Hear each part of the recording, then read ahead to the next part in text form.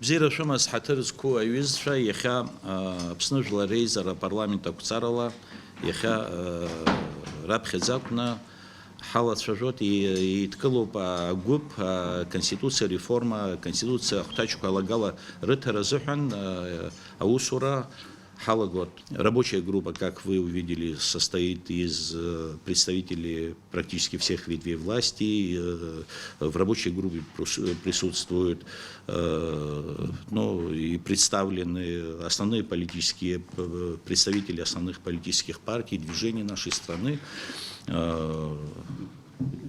Задача понятная: внесение изменения и реформирование Конституции, о котором мы давно говорим, и буквально недавно были предложения, которые впоследствии были отозваны. Нашей задачей является выработать согласованные, компромиссные предложения. Я очень сильно надеюсь на то, что мы все, представляя разные политические силы, движения, разные ветви власти, мы вместе сумеем выработать механизм согласованных предложений, которые мы представим и парламенту, или же, если будет в этом необходимость, может быть, будет вынесен на референдум, в зависимости от того, какое решение примете вы и парламент нашей страны. В зависимости от того, какая ситуация будет по изменению, все зависит от тех предложений, которые сделают или участники, или депутаты парламента. Хотелось бы, с самого начала определиться с теми задачами, которые у нас стоят. Для выполнения этих задач я считаю необходимым разбить нашу рабочую группу на определенные подгруппы. Есть у нас специалисты в области судебной власти, судьи, в органах местного самоуправления, есть бывшие главы администрации районов, в зависимости от того, где участники, члены нашей рабочей группы имеют наибольший опыт работы, в этой зависимости хотелось бы, чтобы мы не постоянно оговаривали, чтобы этот процесс имел рабочую форму, чтобы мы могли эффективно вырабатывать предложения общие, согласованные. Понятно, что у каждой политической силы, есть свое видение, но нашей задачей является выработка согласованных, чтобы мы постоянно не обсуждали, будет обсуждение, будут какие-то споры. Самое главное, чтобы мы не перешли за ту черту, когда созданная рабочая группа, в ее работе будет утерян смысл, невозможность выработать какие-то совместные, согласованные предложения. Я очень сильно надеюсь на то, что мы все вместе с вами будем обсуждать соответствующие изменения в разные главы нашей Конституции, и мы сделаем так, что не знаю, наверное, большинство будем, если вносить изменения, может голосовать, чтобы это было согласовано. Некоторые представители политических партий могут воздержаться, или же выразить, предложение от той политической силы, которую они представляют. Но, еще раз возвращаясь к обсуждению, очень сильно хотелось бы, для того, чтобы парламент нас наделил возможностью выработать давно обсуждаемые изменения в нашу Конституцию.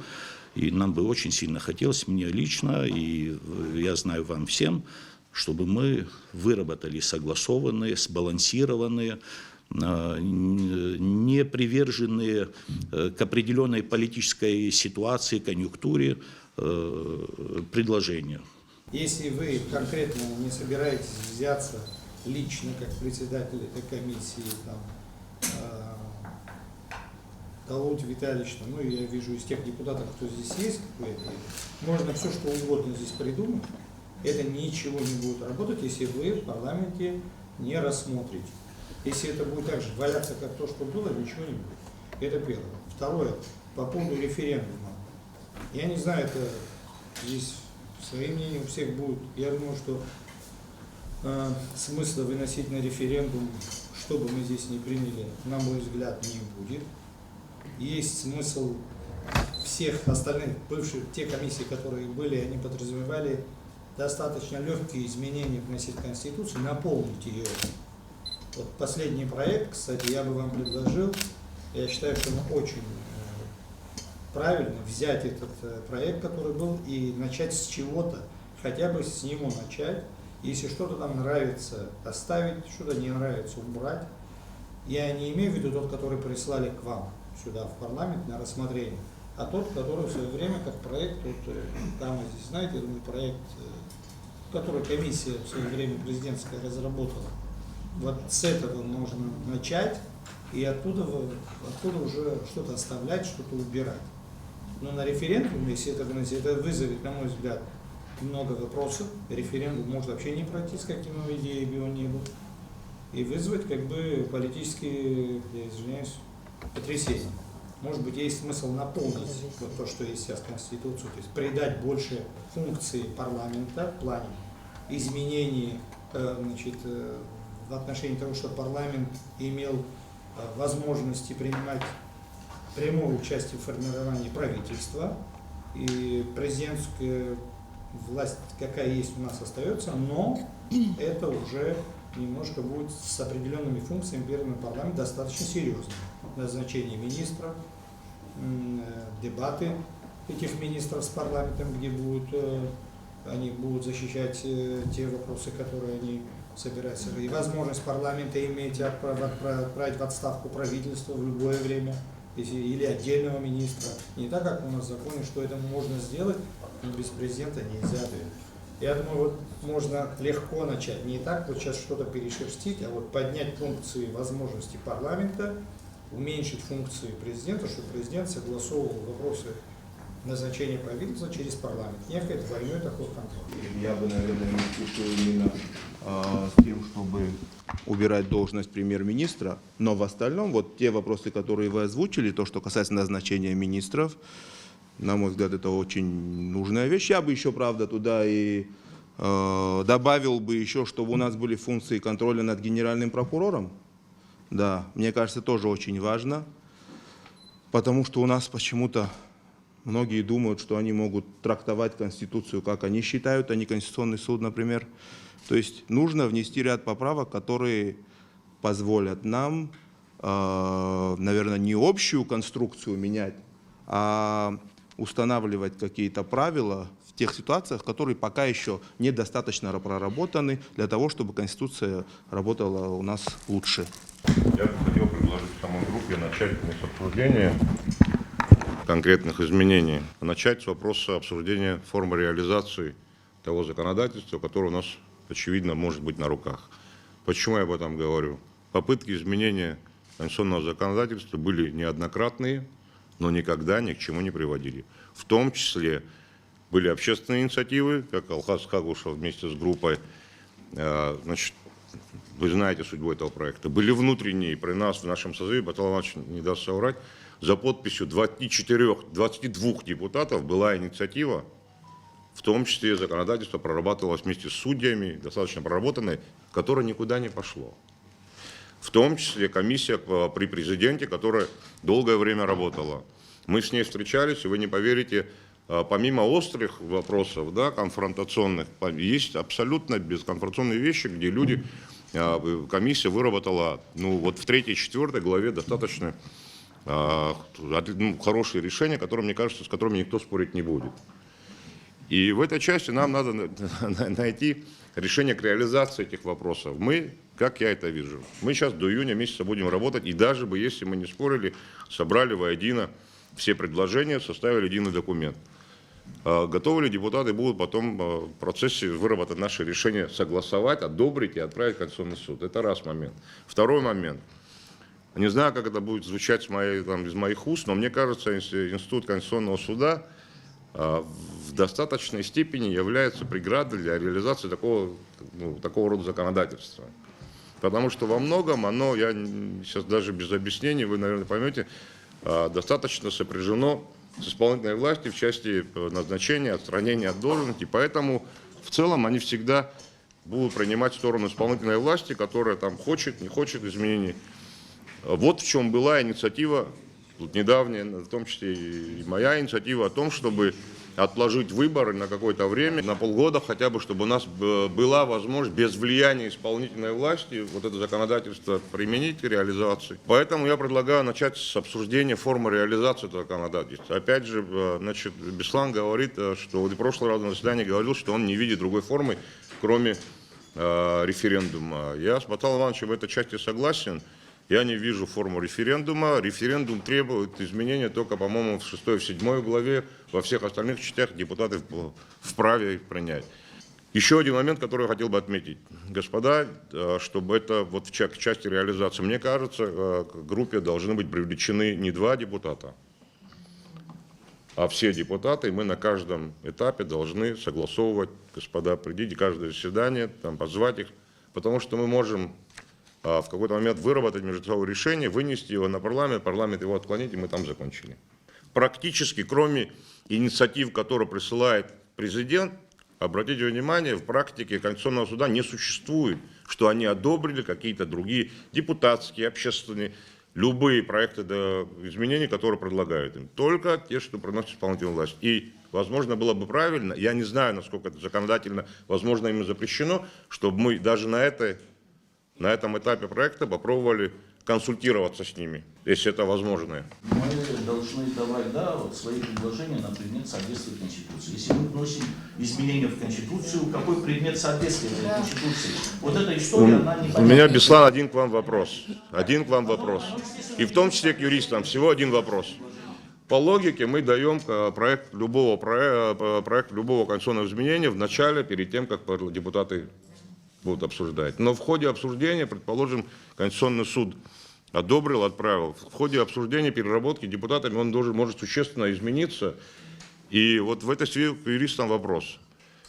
Может быть, нам стоит внести изменения в этой части, когда Конституционный суд должен о соответствии проекта? В начале или в конце, когда он полностью переработан? А по поводу возможности их привлечения, тогда утратится принцип беспристрастности. То есть, если им потом послать законопроект на получение какого-то заключения, они не могут вынести, иметь какое-то свое суждение, поскольку они принимали участие в работе группы. Да.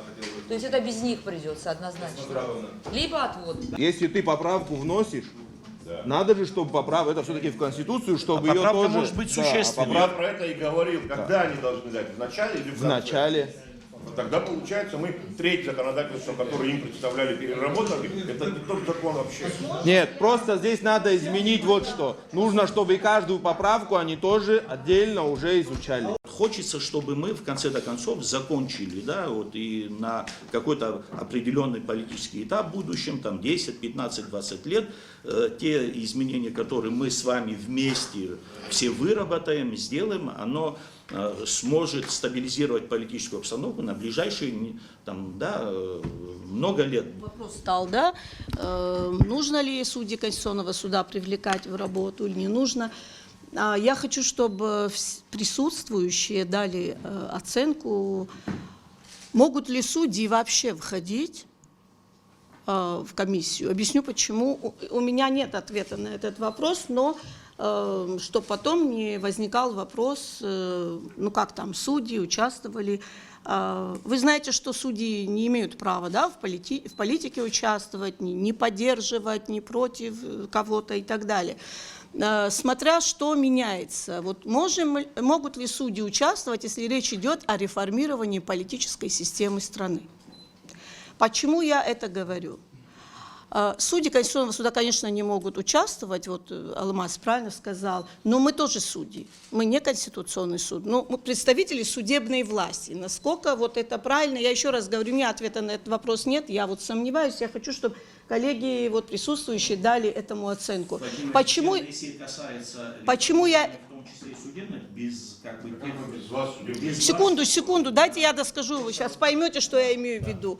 Потому что, да, если какие-то предложения по совершенствованию законодательства о судебной власти, в данном случае там раздела Конституции, конечно, мы какие-то рекомендации, что знаем порекомендуем. Но почему я это говорю?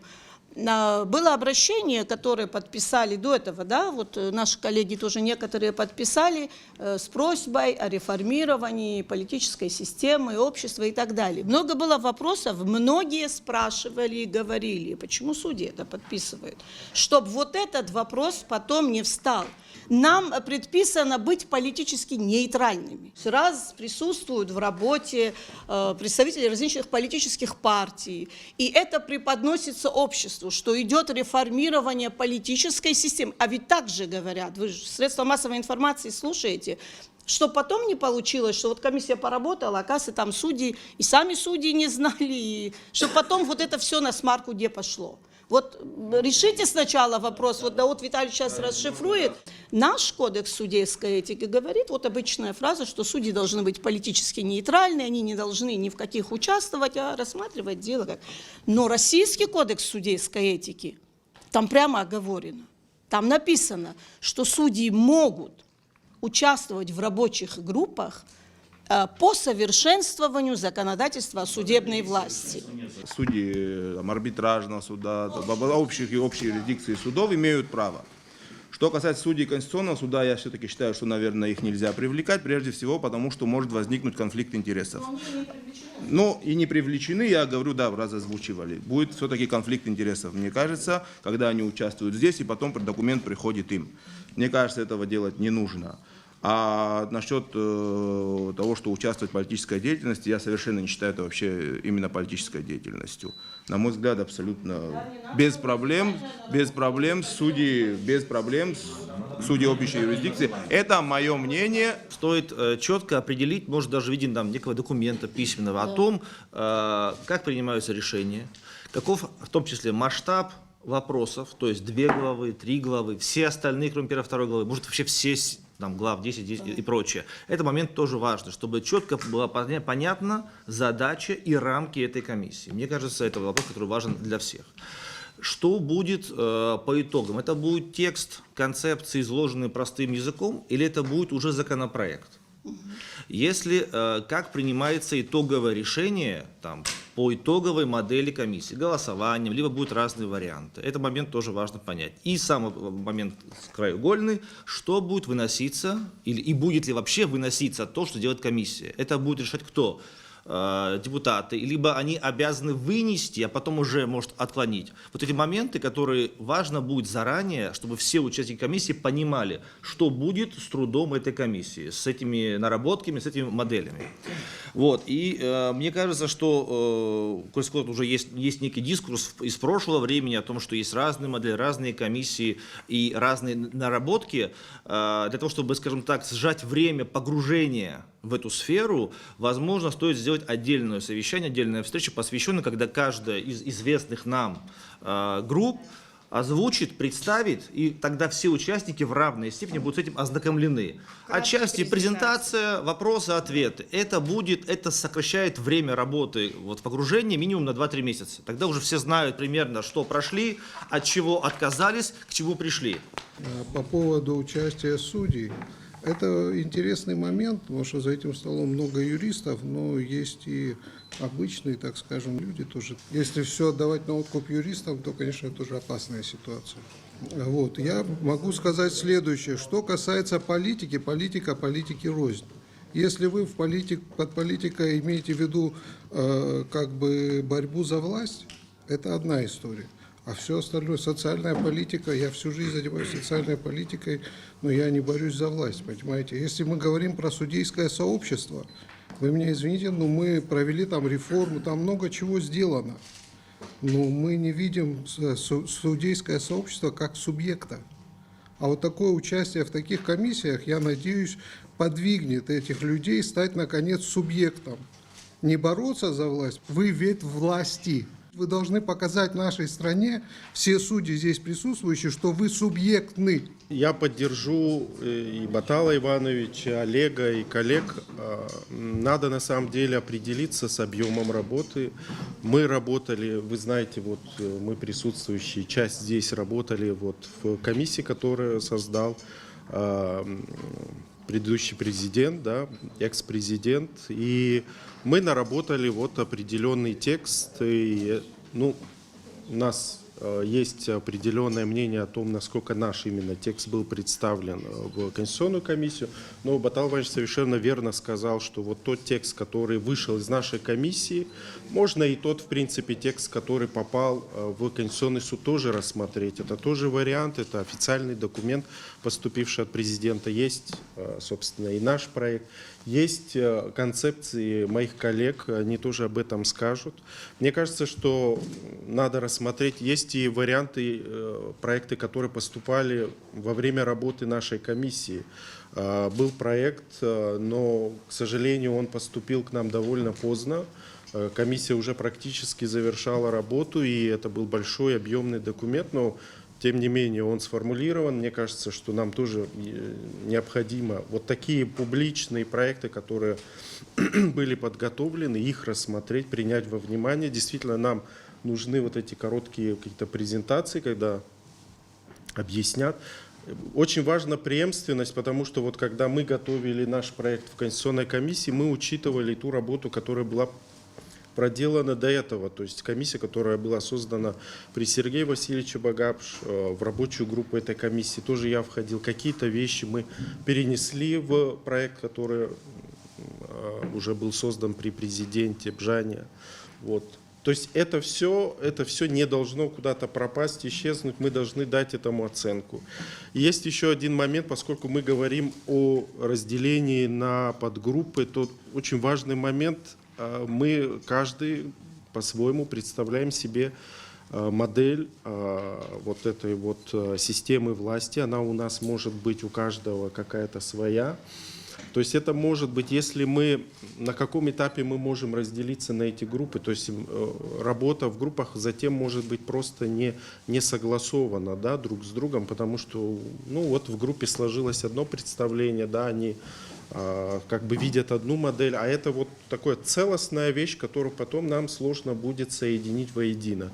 Вот в это, чтобы такую опасность, чтобы эту угрозу избежать, тоже нам как-то надо подумать над тем, как нам действовать. Общий контур некий. Ну да, какой-то контур надо нам все-таки. Хотя бы каркас, чтобы был более Я согласован. предлагаю, абсолютно согласен, Саид, я предлагаю, если вы согласитесь, для изучения, если несколько у нас проектов есть, мы изучим, но за основу надо взять один.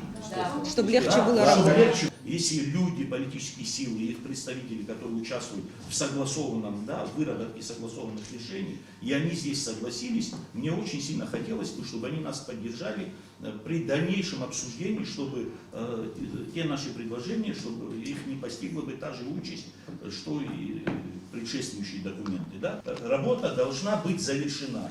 Президент, глава государства, глава исполнительной власти, премьер, избранный парламентом. Я за парламентско-президентскую форму правления. Ну, это мое мнение. Но есть смешанная система, есть еще другая. Это не так просто. В чем хороший референдум? Я больше не буду говорить. В чем хороший референдум? Мы вот здесь можем прийти к двум мнениям. Вот как везде приходят. Я же вижу вот эти комиссии, что происходит. Вот комиссия Алхаз, в которой вы входили, там Нателла Акаба не подписала, она председатель комиссии была, так же было, да? Она тоже была не согласна с вот этой моделью, осталась президентская, да? Не была согласна, и, как я понял, она не подписала. Ну, чем, если мы здесь подойдем к тому, что выработаем два варианта, каких-то, да, комиссия придет, она вот эти два варианта может выставить на референдум. И пусть народ решает, какой из этих вариантов ему подойдет. Мы судьями не рождаемся, судьями не умираем. Мы короткий промежуток времени судей, не каста избранных. Эта должность не предполагает полное неучастие в жизни страны, не перестает делать нас гражданами, не перестает нас делать юристами, не перестает нас делать экспертами. Подписывая это обращение от имени общественности, юридической общественности, будучи действующим судьей, абсолютно убеждена, что не нарушила ни один закон, ни одну норму. Вообще вопрос не в голосовании. Мы не участвуем в политических вопросах. Мы участвуем в экспертном обсуждении политической реформы. Она может носить разносторонний характер. Еще хотелось бы отметить, что это не значит, что раз судьи участвуют в рабочей группе, они могут только работать над главой судебной власти посвященной. Все эти ветви власти между собой взаимосвязаны. Вы не можете оторвать одну, ее реформировать, оставить в отдельности исполнительную власть, ею будет заниматься только представители исполнительной власти. Реформами всегда занимаются представители разных ветвей власти для того, чтобы как раз-таки добиться баланса и ту систему сдержек и противовесов, которая заложена в теории, ее хоть в каком-то виде реализовать в Республике Абхазия. Теперь, что касается подхода нашей работы, мы когда обращались, мы указали несколько тезисов. Эти тезисы тоже были очень долго обсуждались. Если вы заметили, те 45 человек, которые только публично подписали это обращение, это не единственные юристы, которые над этими тезисами работали. Это сугубо специалисты, люди с высшим образованием. Это люди, которые на практике с этими вопросами сталкиваются. И многие тезисы были действительно очень долго и муторно между нами обсуждены и продуманы. И именно их лоббировать суда нас и делегировали. Не от собственного имени, а от имени этих юристов. И эти люди готовы участвовать и дальше в работе этой рабочей группы. Мы с ними будем в контакте, будем их также оповещать о каких-то вещах, которые здесь будут озвучиваться. И хотелось бы отметить, что те тезисы, которые были закреплены, они пользуются большой популярностью в нашем обществе. То есть если мы сейчас отодвинем, вроде бы инициаторами этой рабочей группы была общественность, и от тезиса определенные озвучила, и они касаются смешанной формы правления, а мы за основу возьмем проект, который будет касаться президентской формы правления, тогда нет смысла участвовать в нашей группе, вот в этой рабочей группе или комиссии, как вы ее назовете. Если вы позволите, я бы присоединилась к позиции, которую вот предлагали обсудить те варианты, которые есть, между собой одно заседание хотя бы посвятить тому, что мы презентуем небольшие презентации, сделаем всех проектов, везде есть положительные элементы. Можно их закрепить, обозначить и попробовать их состыковать, собрать какую-то одну. Но это в одном заседании. Конституционный суд ответил на этот вопрос об участии судей, раз он не усмотрел никаких нарушений Конституции и действующему законодательству Республики Абхазия. Это раз. Во-вторых, значит, на самом деле мы все представляем разные, да, политические направления, у нас разные какие-то взгляды. И, конечно же, у всех, кто-то работал в комиссии по президентской, по суперпрезидентской там реформе наработали, кто-то парламентско-президентская, президентско-парламент, то есть кто-то за чисто парламентскую. Естественно, мы должны решить этот вопрос путем голосования, да, как-то большинство, наверное, будет решать, на основе какой модели мы будем дальше работать. И я согласна и с Саидом Езердавой, и с Камой о том, что на следующее, наверное, чтобы ускорить этот процесс, на самом деле надо проголосовать, выработать, от какой модели мы будем дальше работать. Что касается каких-то изменений, там, к чему идем, здесь было сказано, там, президентская власть. В свое время, может быть, на определенном историческом этапе развития Абхазии необходима была там сильная президентская власть. Да? И в 1994 году, после принятия нашей Конституции, по мере изменения общественно-политической ситуации, развития государства, у нас, как известно, были ряд комиссий, рабочие группы, результатом которых стало внесение ряда изменений, поправок в Конституцию. Да? Был создан Конституционный суд, ну и так далее.